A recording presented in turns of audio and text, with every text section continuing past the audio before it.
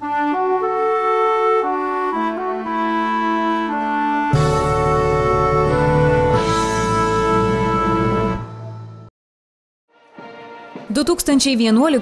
Liepos 5–10 dienomis Šiauliuose nuaidės 4.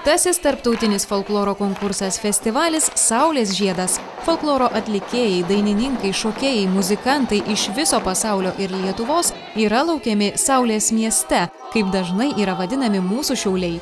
Saulės žiedas gimė 2005 metais, tačiau jau išplaukė į pasaulinius vandenis, jau tapo žinomas ir populiarus. Į šį konkursą festivalį nori atvykti vis daugiau folkloro atlikėjų, ne tik iš Europos, bet ir kitų žemynų. Į Saulės žiedo folkloro fiestą lauksime atvykstant dalyvių iš 15 šalių, o svečių net iš viso pasaulio. 6 dienas Šiaulių regione skambės festivalio koncertai, vakaronės, įvairių šalių folkloro prisistatymai, šurmuliuos tautodailininkų ir amatininkų mugės. Turėsite galimybę ne tik pamatyti, bet ir išmokti įvairių tautų šokių, dainų, liaudiškų žaidimų.